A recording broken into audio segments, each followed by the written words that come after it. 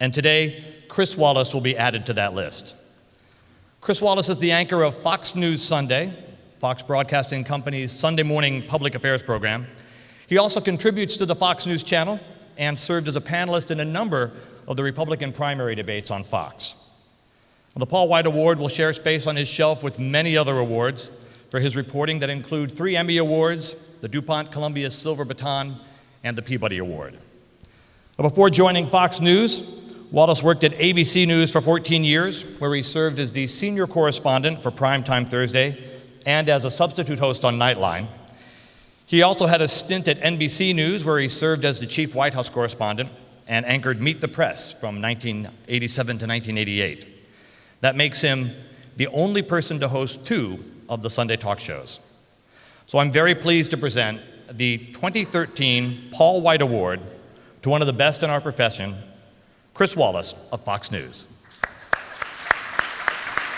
Hello again from Fox News in Washington. You put Chris in the chair, you know you're going to get a thoroughly professional, balanced presentation by a man who knows how to both be interesting and be fair, which is not easy to do, but he does it all the time.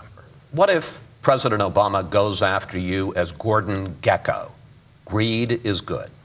Of course he will. We're winding down 2 wars. I understand that. And you're taking savings that nobody thought that you were ever going to spend that money anyway. It's a budget gimmick, sir. He was a terrific street reporter.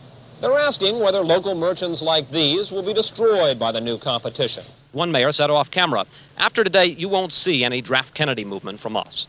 Hi, I'm Chris Wallace of ABC News. Oh, yeah. How are you, sir? Fine. I've been watching you. Oh, well, good. We've been watching you, too, as a matter of fact. Chris, I always liken my Sunday mornings with you to the experience of a colonoscopy. The anticipation is grim, the preparation hard, uncomfortable.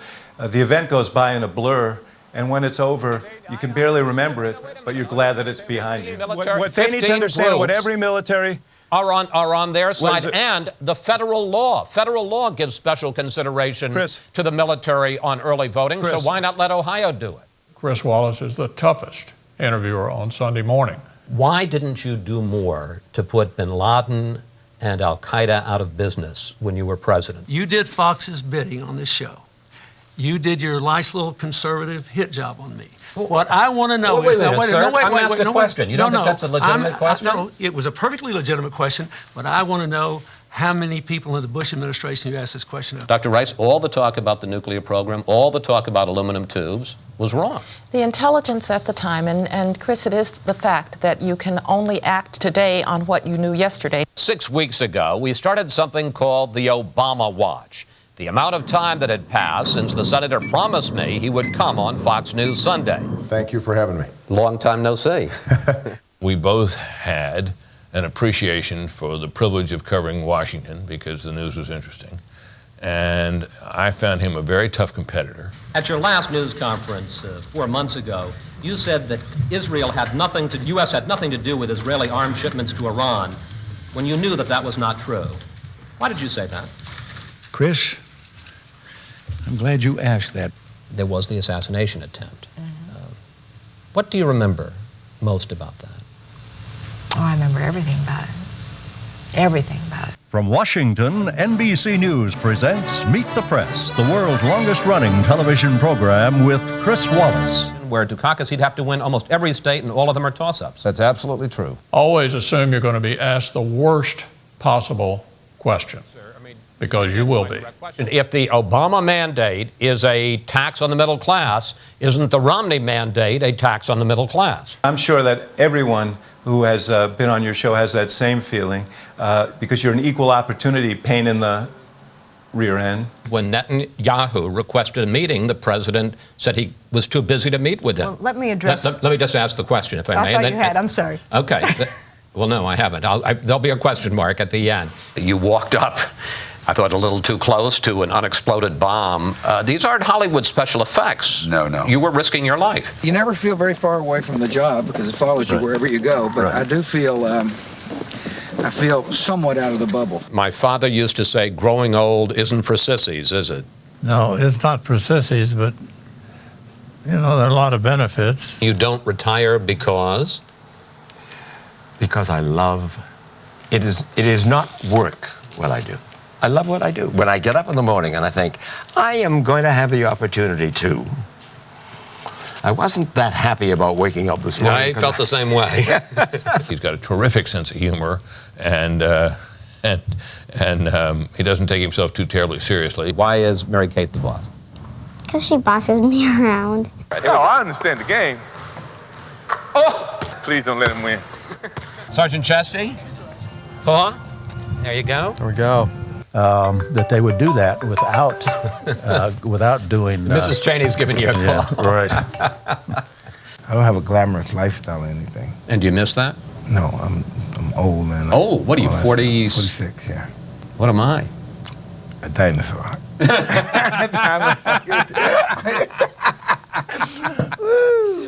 I think it's fair to say, perhaps, that no one has ever done it better. He's quite simply the best. Christopher Wallace, Channel 2 News. From the Westchester Penitentiary, Chris Wallace, News Center 4. I'm Chris Wallace in New York. Good night from all of us at NBC News. I'm Chris Wallace in Washington. For all of us here at ABC News, good night. That's it for today. Have a great week. And we'll see you next Fox News Sunday.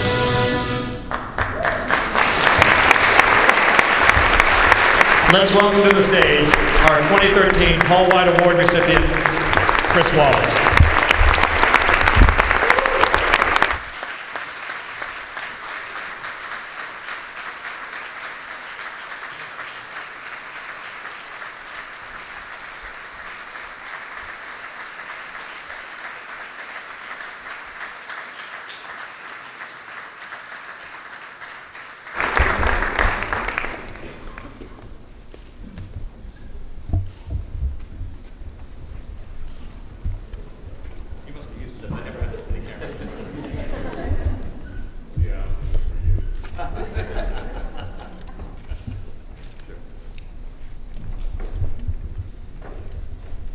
Vince, thank you for that lovely introduction. Thank all of you. I have to say, watching old videos is always interesting. It's like seeing the son that you never knew you had. And, you know, from the vantage point of the end of a long career, the mustache really was a bad idea. My mother was right. First time I came home with it, I was a reporter for the Boston Globe. She grabbed it like she thought it was a Groucho Marx thing, and she just started to pull it and said, "Take that thing off."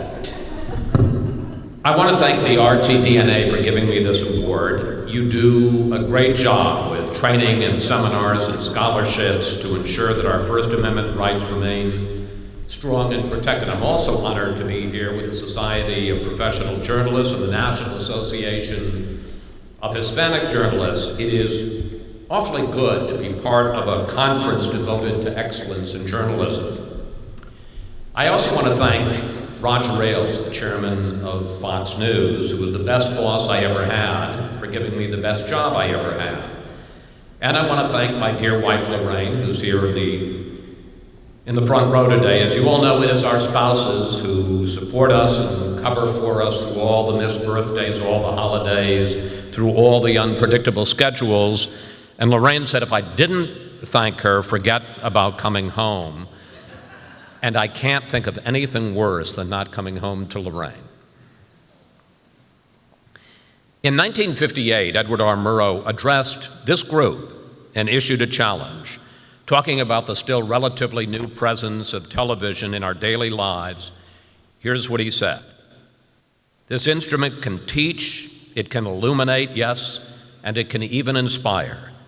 But it can do so only to the extent that humans are determined to use it to those ends. Otherwise, it is merely wires and lights in a box."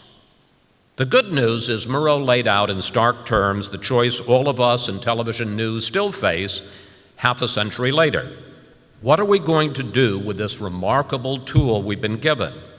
How are we going to use one of the most powerful instruments of communication ever invented? That's the good news. The bad news is that ever since that speech, you give the Paul White Award to someone each year, and they come here to your convention and they berate you. They tell you how you fill all your newscasts with sex and violence. They lecture you about all the dumb series you run during rating sweeps. I looked up what a number of Paul White Award winners have said over the years, and I decided this should be called the Eat Your Spinach speech. You may not like it, but it will be good for you. Well, you'll be happy to know I am not going to do that today. Instead, I want to remind you why all of us got into this business in the first place, the excitement of learning something important and then getting the chance to share it with everyone else. I'll have a few thoughts at the end about what all of us can do better, but as Henry VIII said to each of his wives, I promise I won't be keeping you long. The first person to win the Paul White Award back in 1956 was a fellow named Hugh Terry, the general manager of what was then KLZ TV, Channel 7 in Denver. I know, because my very first job in television was working there as a summer intern in 1966. My father got me the job, and I remember flying out to Denver, a city that I had never even been to, with my portable typewriter. There was just one problem. I didn't know how to type, which I thought might be a useful skill in a newsroom. So the night before I started my internship, I remember I got out my typewriter and I decided I was going to memorize the keyboard. Literally. A, oh, that's over there on the left. B, it's there in the center, down at the bottom. Well, newly confident, I showed up at KLZ the next day, and sure enough, about an hour later, they asked me to type up something. It turned out that in real life, finding each letter wasn't so easy. Click, click, click. As I made my way very slowly through each word, I suddenly became aware that the newsroom had grown very quiet. And when I looked up, I realized that everyone was looking at Mike Wallace's kid, the Harvard hotshot from back east, and he didn't even know how to type. Well, I imagined I was going to be sent packing from my first job in television on my very first day on the job. And it looked like that was coming true when about 15 minutes later, the news director asked me to go up to Mr. Terry, Hugh Terry's office. When I got there, he said in his gruff manner, I hear you don't know how to type. No, sir. He said, I'm going to do you a big favor, which is how I ended up going to secretarial school before work from 8 to 9 each morning, learning to type with about 24 quite good-looking 18-year-old girls. I can assure you it was the best educational experience I ever had. Then there's your 1991 Paul White Award winner, a fellow named Mike Wallace. You know, it's funny, I spent so many of my early years in this business trying to get out from his shadow. Now my father is gone more than a year, and I don't want you to forget him. He wasn't easy. Any of you who knew him can testify to that, but he was vibrant and funny and demanding and a great reporter. Someone once said that Mike Wallace had an underdeveloped sense of other people's privacy. Can you imagine coming home as a teenager after a date and Mike Wallace is waiting up for you? Where did you go, he asks. What did you do? How do you explain this hidden camera video? My father taught me so much about this business to always pursue both sides of the story. Never settle for the conventional wisdom. Prepare so thoroughly for an interview that you make it clear to the person you're sitting down with there's no use in trying to spin you because you know too much.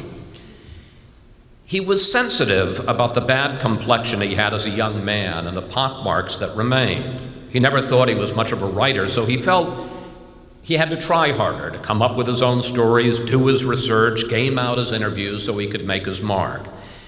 And he met those standards every day for more than 75 years in his career.